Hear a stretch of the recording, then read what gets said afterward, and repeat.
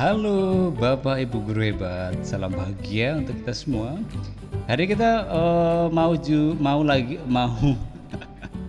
kelepotan sampean. Kita belajar secara mandiri ya, pelatihan mandiri di platform Merdeka Mengajar. Nah, hari ini kita coba untuk masuk sudah ke modul 2 kurikulum Merdeka dengan tema kurikulum Merdeka. Oke, sebelum kita lanjut, yang belum menekan tombol subscribe, tekan dulu ya tombol subscribe ya. Oke, terima kasih Bapak Ibu Guru ya. Berikutnya langsung saja kita masuk ke aplikasinya. Seperti biasa, kita langsung pilih ke pelatihan mandiri. Ini ya, kita klik. Kemudian kita pilih yang kurikulum Merdeka. Terus berikutnya adalah yang modul kedua, yaitu kurikulum Merdeka. Nah, di kurikulum Merdeka ini ada kurang lebih 3 materi yang harus kita kita pelajari. Yang pertama itu soal prinsip umum pembelajaran. Kita akan melihat ini dalam video pembelajaran ini dikemas dengan bentuk dialog ya, supaya memang memudahkan kita untuk memahami materi ini ya, mengenai prinsip umum pembelajaran. Nanti dalam video ini sekali lagi akan dibahas mengenai prinsip-prinsip pembelajaran, terus bagaimana memahami pembelajaran itu secara utuh ya, bersama dengan prinsip-prinsip asesmennya yang harus dilakukan. Kemudian pembelajaran dan asesmen itu merupakan sekali lagi suatu siklus gitu ya, atau mata rantai yang memang pada ujungnya sekali lagi membantu keberhasilan peserta didik dalam pembelajaran kita di kelas. Maka sekali lagi Bapak Ibu Guru, nanti di modul ini kita akan dijelaskan tentang prinsip-prinsip pembelajaran paradigma baru untuk membantu murid-murid kita untuk mencapai kompetensinya. Terus kemudian kita akan diminta untuk melakukan latihan pemahaman. Kemudian di sini juga kita diminta untuk berefleksi. Ini pertanyaan refleksinya. Kemudian di materi kedua kita juga diminta untuk melihat soal capaian pembelajaran. Jadi di sini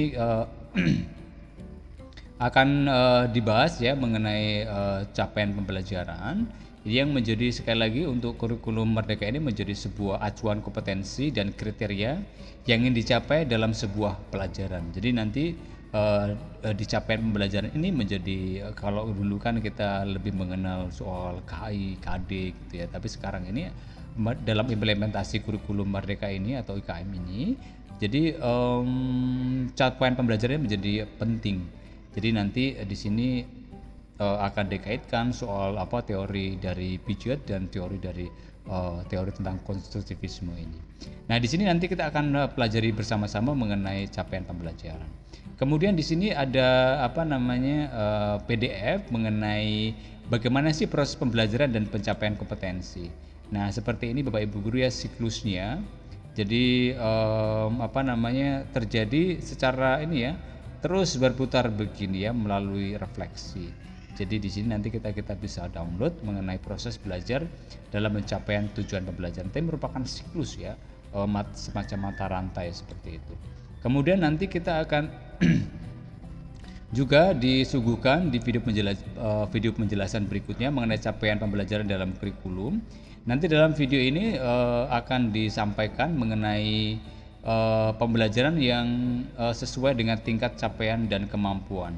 Jadi kita nanti akan dalam penyusunan capaian pembelajaran nanti kita diminta untuk menyusun tujuan pembelajaran yang tentunya kita harus memenuhi di sini di dalam bahasanya sih teach at the right level. Jadi kita diminta untuk mengkonsep pembelajaran sesuai dengan tahapan mereka. Jadi pembelajaran itu disesuaikan dengan situasi atau keadaan mereka, entah itu secara psychological ya, secara psikologi, secara usia dan kemampuan dalam pemahaman. Ini nanti kita akan lihat sama-sama di capaian pembelajaran dalam kurikulum ini. Kemudian di sini di yang terakhir itu ada namanya kompetensi, capaian dan profil pelajar Pancasila. Ini dalam video ini kita akan sekali lagi disampaikan juga tentang apa sih soal capaian kompetensi dalam capaian pembelajaran ini dengan terwujudnya profil pelajar Pancasila. Nah, ini yang menjadi hal yang baru ya dalam kurikulum Merdeka ini, bahwa profil pelajar Pancasila ini menjadi hal yang sangat diutamakan dalam ending dari sebuah pembelajaran, sehingga membentuk 6 karakter profil pelajar Pancasila: beriman dan bertakwa kepada Tuhan Yang Maha Esa, berakhlak mulia, berpikir kritis, kemudian bergotong royong, kemudian berkebinekaan global, dan nanti akan kita bahas secara khusus di pokok bahasan tentang profil pelajar Pancasila. Ini menjadi hal yang penting, nanti kita bisa simak penjelasannya secara menyeluruh di video ini. Setelah itu kita akan diminta untuk latihan pemahaman dan juga kita diminta untuk berefleksi. Nah, ini pertanyaan refleksinya. Kemudian yang terakhir kita diminta sekali lagi juga untuk ini ya Bapak Ibu Guru ya, untuk melihat satu tema lagi mengenai struktur pembelajaran paradigma baru. Nah, di sini kita diminta untuk melihat video pembelajaran. Jadi dalam video ini juga akan dibahas mengenai berkaitan dengan bagaimana struktur pembelajaran dalam kurikulum Merdeka ini. Jadi ada pertanyaan-pertanyaan yang mungkin bagaimana sih mengimplementasikan kurikulum Merdeka ini, terus perubahan utama apa dan setiap jenjang kurikulum Merdeka ini, terus bagaimana asesmennya, bentuk proyeknya, alokasi waktunya, seperti itu.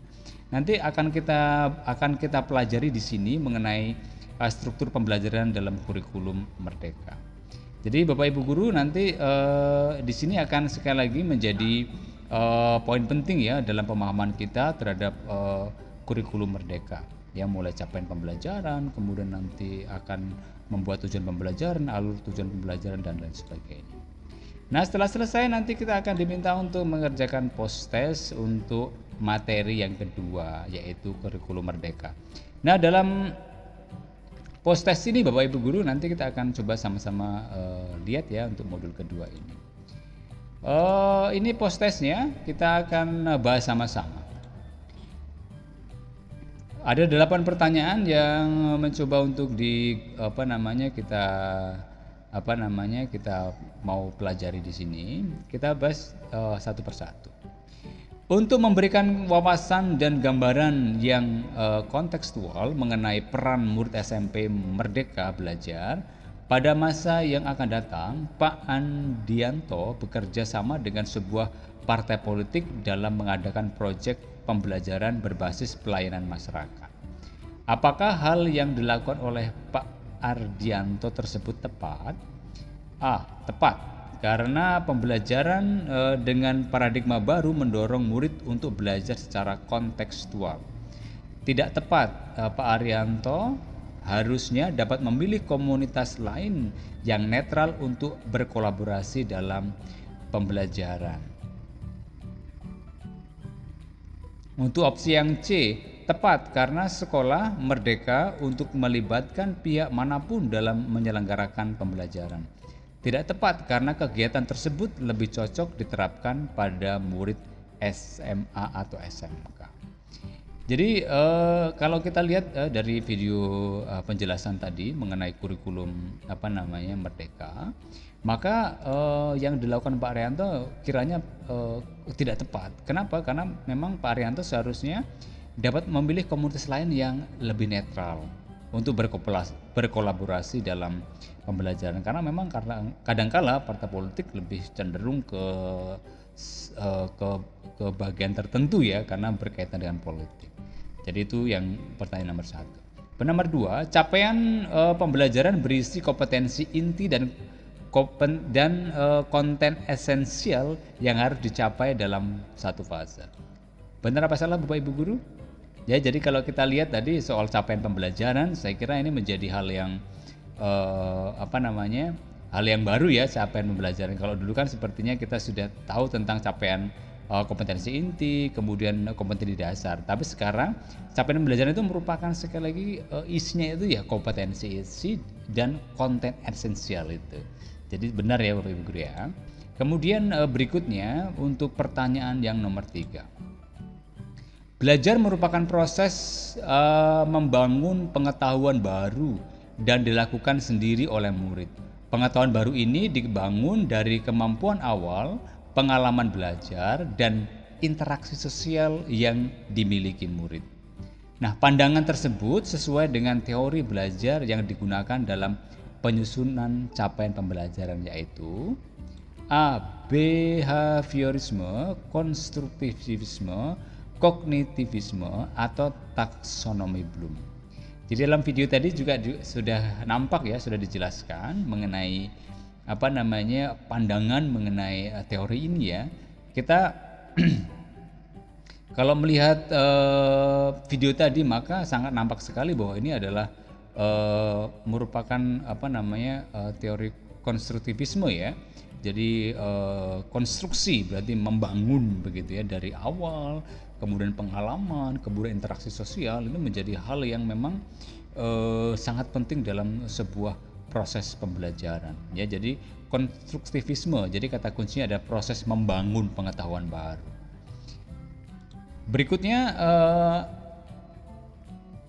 kita lihat untuk pertanyaan berikutnya, nomor 4. Berikut ini merupakan penerapan pembelajaran berdiferensiasi di kelas, kecuali ini berarti yang bukan. Guru mengelompokkan murid sesuai dengan kebutuhan dan karakteristiknya. Murid diberikan keleluasaan untuk memilih bahan belajar untuk mendukung proses belajarnya. Seluruh murid hanya mempelajari materi dari video pembelajaran dengan yang dibuat guru. Guru melibatkan murid untuk menentukan target pembelajaran di kelas. Maka kalau kita lihat dari opsi ini kecuali ya, berarti kalau ini kan yang ditanyakan adalah soal penerapan pembelajaran berdiferensiasi. Jadi yang bukan, maka kita bisa lihat di opsi ini dari A, B, dan C. Saya kira yang bukan ya penerapan pembelajaran berdiferensiasi adalah yang C, karena memang seluruh murid hanya mempelajari materi dari video pembelajaran yang dibuat guru. Jadi kan mana diferensiasinya, mana perbedaannya?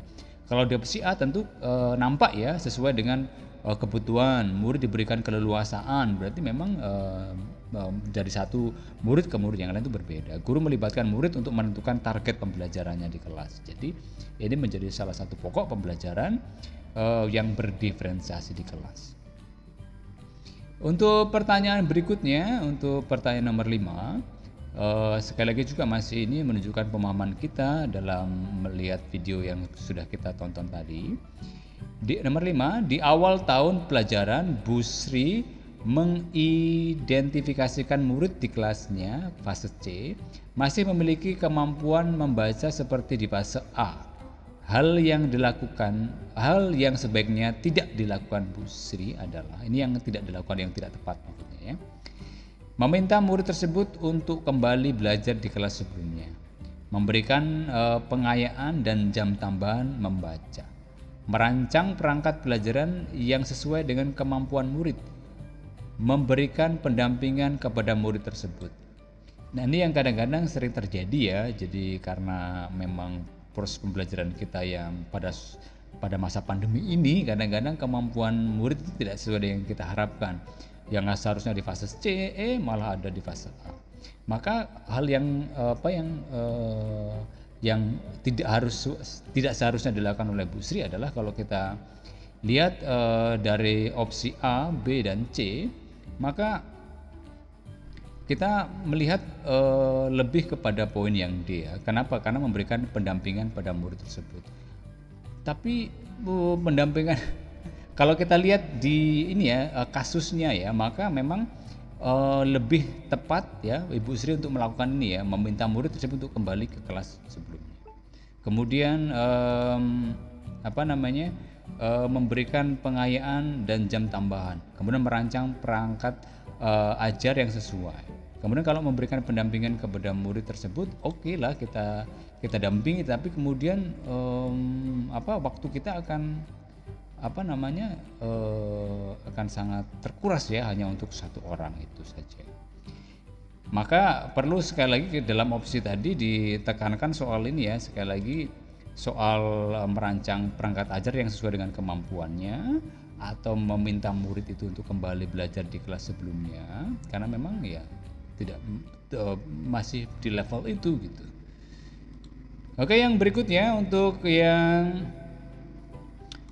soal nomor 6, proyek penguatan profil pelajar Pancasila dilaksanakan dengan alokasi waktu sendiri, terpisah dari alokasi waktu intrakurikuler. Ini benar atau salah Bapak Ibu Guru? Jadi adalah sesuatu yang baru ya mengenai proyek penguatan profil pelajar Pancasila ini di kurikulum Merdeka ini. Maka memang alokasi waktu ya di sini benar ya. Jadi memang harus dialokasikan sendiri, terpisah dari alokasi waktu intrakurikuler supaya memang fokus kepada proyek yang harus dilakukan tentang penguatan profil pelajar Pancasila. Jadi terpisah dari alokasi waktu intrakurikuler ya Bapak Ibu Guru ya. Kemudian kita lihat untuk ini ya, untuk pertanyaan nomor 6.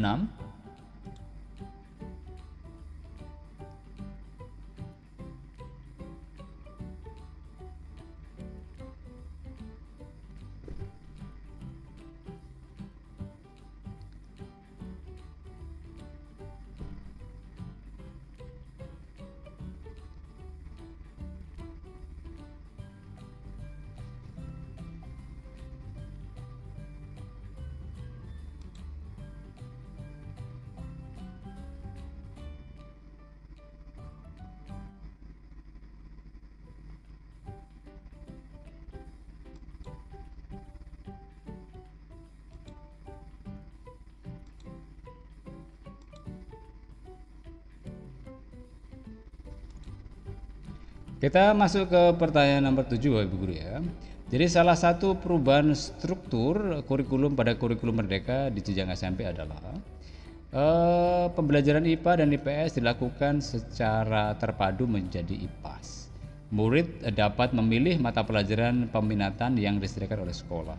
Mata pelajaran informatika merupakan mata pelajaran yang wajib. Muatan pembelajaran IPAS terintegrasi dalam mata pelajaran lain.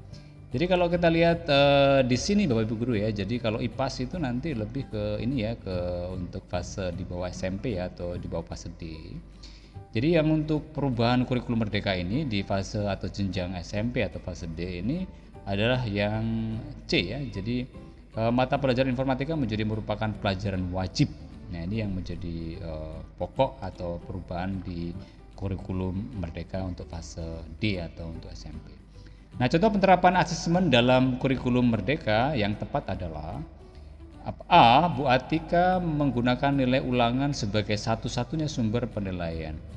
Pak Jimmy melakukan penilaian sikap, keterampilan, dan pengetahuan secara terpisah di kelas. Bu Linda melakukan asesmen awal pembelajaran untuk membuat pemetaan kemampuan awal murid di awal semester. Sekolah menetapkan seluruh guru harus menggunakan tes tulis sebagai asesmen sumatif. Maka bisa kita lihat Bapak Ibu Guru ya dari opsi ini, maka contoh penerapan kurikulum Merdeka yang tepat adalah kalau kita lihat poin A, B, C, dan C, maka kalau kita melihat video penjelasan tadi ya dari video tadi, kita akan lebih mengarah kepada jawaban kita sekali lagi akan ini ya, poinnya adalah soal penerapan asesmen. Asesmen itu berarti berkaitan dengan bagaimana sih kita merancang begitu. Maka lakukan ya kalau asesmen awal dan asesmen akhir tentunya ya. Jadi di sini tepat sekali yang dilakukan oleh Ibu Linda untuk asesmen awal ini untuk apa? Supaya pembelajaran kita memang sesuai dengan kebutuhan mereka. Jadi di awal semester kita bisa melihat nih kemampuan mereka atau murid kita itu seperti apa. Kira-kira demikian Bapak Ibu Guru ya untuk post test dari modul kedua kurikulum Merdeka, tema kurikulum Merdeka. Kita akan sekali lagi nanti akan terus belajar secara mandiri di di platform ini. Jadi terus ikuti channel ini, jangan lupa untuk subscribe juga. Oke, semangat Bapak Guru, Bapak Ibu Guru hebat. Sampai ketemu ya di video pembahasan pelatihan mandiri di kurikulum Merdeka Merdeka Mengajar selanjutnya. Bye bye, tetap semangat, salam bahagia selalu.